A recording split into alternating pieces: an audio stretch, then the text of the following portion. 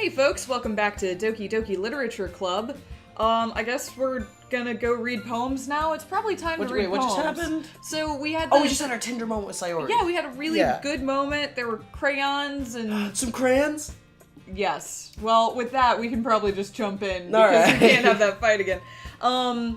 I follow Sayori out of the classroom. Oh, you're right. Second half of these days seem to be dedicated to poem readings. And since we did write a poem, at some point we have to deal with that. Yeah. So yeah, Sayori plays with her bangs to try to hide the bump, but without much success. In a moment, we make it back to the club room. Let's go. My friends. You're back. Good timing. I'm sorry. Every time! Why can't you make it through? My stomach hurts from lunch. I'm sorry. It still does. I get that. I ate some Gouda cheese. Yes. I understand you, but also you just can't get through an episode without I'm a burpy boy. Or burping I'm or any gross, of this except stuff. me. Well, no. Oh, damn. Okay. Sounds like a personal that problem. That one backfired on me pretty quick. All right. Good timing. I was just ready to start sharing our poems. Called it. Sayori, your forehead. She's fine. Don't worry about. I was playing with the crayons and smacked my forehead into the shelf. I love her. Well, anyway. Were you able to find everything we needed? We found crayons. Is that what we're making our signs out of? I guess. For like a major presentation? Yes. Love them. They're the best. Uh-huh. I have it right. Sayori frantically glances around herself. I forgot all of the stuff. Calm down, Sayori. I have it all right here. I found the poster paper, too. Sounds like you ended up doing all the work, Roscoe. Well, Sayori... I failed to come up with an excuse just a for piece Sayori. of shit. Like, I made it into an adventure. You did, though. Yes! You did. She's everything to me. Okay. In any case, good work. I'll start working on posters tonight. Me too! Okay, everyone. Are you ready to share your poems? You betcha. Guess I should grab mine. It's me. That's you! After making sure the crayon box is closed tightly, I return to my seat. Yay. Okay, want to start with Sayori, or do we want to start with Monika and work back? Let's start with Monika, because I'm really interested in if she liked it or not. Alright, Monika. Hi again, Roscoe. How's the writing going? Alright, I guess. I'll take that. As long as it's not going bad. I'm happy that you're applying yourself. Maybe soon you'll come up with a masterpiece. I wouldn't count on that. You never know. Want to share what you wrote for today? Sure, here you go. I give my poem to Monika. Do you like it? What's that dot dot mean? Is that a negative dot dot dot? A positive dot dot dot? And... alright. It's pretty good. It makes me think of Sayori, like the other... What? Interesting. Huh. I mean, Sayori tied Natsuki, so maybe they were like, we're just gonna give it to the one you already like. Yeah, maybe since the first one was in her favor, they gave this one to her? Or maybe it's all rigged and you always hang out with Sayori. That would be interesting. Yeah, I don't know. Interesting. Yeah, well, let's keep going. You two are like the dynamic duo. That's kind of exaggerating it. Yeah, probably. But you do spend a lot of time with her, even in this club, don't you? Then again, I don't blame you for being a little shy. I'm not shy, it's just... I'm just teasing. I know it takes a bit of time to make friends with everyone. But Yuri and Natsuki are super interesting people, so don't be afraid to give them a share of time. And you can talk to me every now and then, too. I'm not, like, unapproachable or anything, am I? Actually, you are. A little bit. It's really hard to literally approach you, as the case may have it. The game does not allow us to. Yeah, this is the only time we can, like, proactively talk to you, Monika. It's nothing like that, except it's exactly like that. Oh, God. I'm still just getting used to being here, that's all. Yeah. I'm sorry if I was putting pressure on you or something. I really didn't mean it like that. No, don't worry. I get what you're saying. Well, alright. But anyway. You want to read my poem now? Sure, Monika, you didn't give us any feedback on our poem. Except for that, you think Sayori will like it. That's not useful critique. Because we know Sayori's terrible at critiquing things. She launched breakfast. It's not helpful. I do too, but I like the way this one turned out, so I hope you do too. Alright, let's take a look. Oh god. Okay, go for it. Save me. The colors, they won't stop. Bright, beautiful colors. Flashing, expanding, piercing. Red, green, blue. An endless cacophony of meaningless noise. The noise, it won't stop. Violent. Does that say grating? Grating I'm sorry. waveforms. Grating waveforms. Squeaking, screeching, piercing. Sine, cosine, tangent. Like playing a chalkboard on a turntable. Like playing a vinyl on a pizza crust. An endless poem of meaningless. Good imagery. Not great imagery. Yes. Yeah. Playing a chalkboard on a turntable is great. You can hear it. What a great, thing. Not sure what you mean with the vinyl and the pizza crust. Yeah, but I really like the first one. I really like the first one. It looks like you can keep scrolling. Oh god, there is. Sorry. Well, load me. Save me, load me. Oh.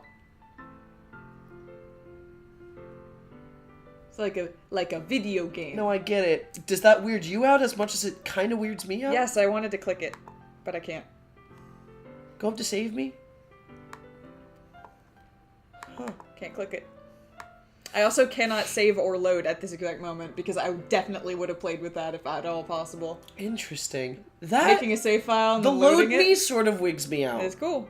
But again, does it wig you out because you know at some point something hypothetically is going to wig you out? Precisely why it wigs me out. Alright, well... I hope he asks, why load me?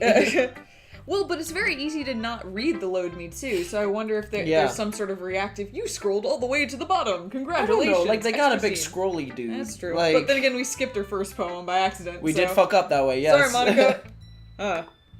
It's even more abstract than your last one, huh? I guess it's just the way I write. I'm sorry if you don't like it. Okay. Bets. I think Monika's a red herring. Definitely. Yeah. I think the issue's Sayori. Because this is using a little bit of internet stuff from it, but the face used on every piece of art for it is Sayori. Okay, I'll be honest. I had a different internet perception. And I was talking to Dad about this morning, which is the problem with... So I go into this knowing nothing, I still know nothing, but I have occasionally seen, thumbnails of things.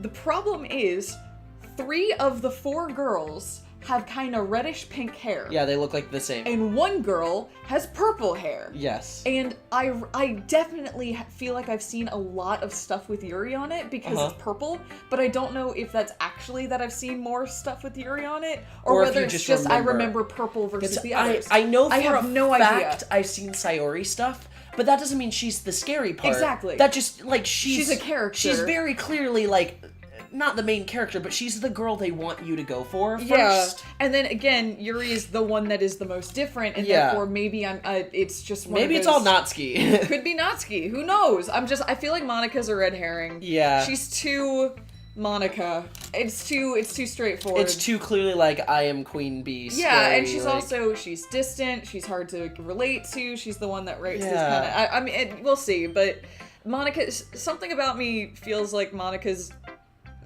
normal, but I don't know if I don't know if you said it on stream or not, but you said once, I don't know if the scary thing that's gonna happen is the girls to the girls, or is if the girls are the scary thing, or if it's us together have to band against it. I have no idea. Yeah, because I really kind of they've done a good enough job of fleshing these people out as people that the idea of them suddenly being condensed down to a horror thing feels a little weird odd to me, because they're definitely students. They're getting crayons to make posters. Yeah, none of them have really said anything alarming. No, so at this point it feels like it's a toss-up almost. Yeah. In that the most obvious thing is that the girls are scary and that this is a play on harem anime. Yeah. But there's also the possibility that this is just something that happens to all of us because they've taken so much time to flesh them out. So, I don't know. Let's I have keep going. no idea. Yeah. No, I never said that. it's just a kind of thing I've never really seen before, I guess. I kind of like playing with my space on the paper. I see that. Choosing where and how to space your words. You took a lot of space. Yeah, it can totally change the mood of the poem. It's almost like magic. The way I wrote the lines really short makes it feel like they're trying to speak over the noise. I see. It's still hard for me to tell what it is about, though. Sometimes asking what a poem is about isn't the right question. A poem can be as abstract as a physical expression of a feeling, or a conversation with the reader. So, putting it that way, not every poem is about something. Anyway, here's Monika's writing tip of the day. Sometimes you'll find yourself facing a difficult decision. When that happens, don't forget to save your game. Okay, Monika. What? Monika's writing tip of the day just got weird. You never know when you might need to change your mind. Or when something unexpected may happen. That's a weird thing to say. Wait, is this tip even about writing? What am I even talking about? Haha. That's my advice for today. Okay, thanks, Monika. Nope. That weird... No, wait. I'm gonna save. I don't like that shit just got meta. I don't like that.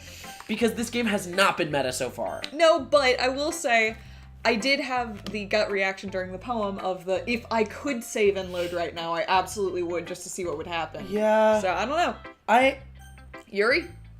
I'm sorry, that was weird.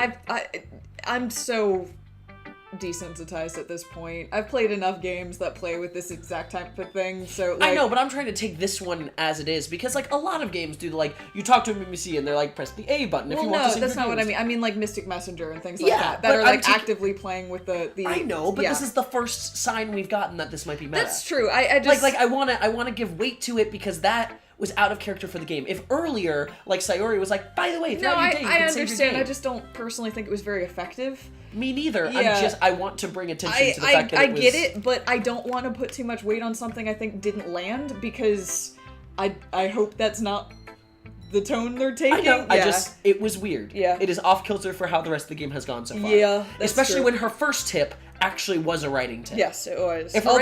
No, but even then we were interpreting it as a game mechanic. I know, but they at least said it in a way that was like a writing tip. But it was potentially a game mechanic, so... I know, but this one wasn't even trying to disguise but that's itself. what I mean. That's what's kind of interesting, is that it's like if the first round was a game mechanic disguised as a writing tip, the second one was just a game mechanic.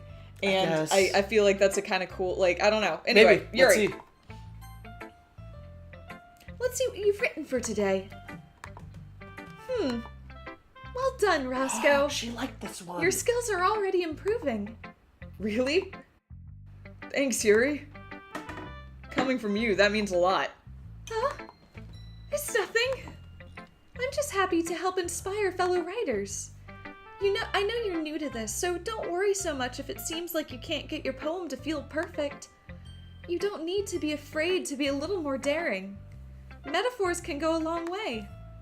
Don't feel like you need to work your brain like turning a bunch of gears.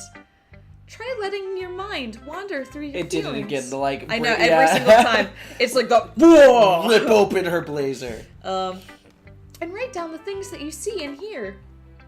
That's one way to truly enable your readers to see into your mind. It's a very intimate exercise. I see. That's a certainly interesting technique. Thanks for sharing. I have, an example of that if you'd like to read it. Literally, I'm here to read your poem, dude. Yep. Like, come on. Yep, that's part of this whole game process, is I show you yours, mine, and you show me yours. It's the second part of the day, which means it's poem hour, if I were to get this right. Come on, grab your friends. Is that a poem you wrote for today? Yuri nods and timidly hands me her poem. The Raccoon. It happened in the dead of night while I was slicing bread for a guilty snack. My attention was caught by the scuttering of a raccoon outside my window. That was, I believe, the first time I noticed my strange tendency as an unordinary human. Sure. I gave the raccoon a piece of bread, my subconscious well aware of the consequences. Well aware that a raccoon that is fed will always come back for more. The enticing beauty of my cutting knife was the symptom. The bread, my hungry curiosity. the raccoon, an urge. Ooh, it's nice and long.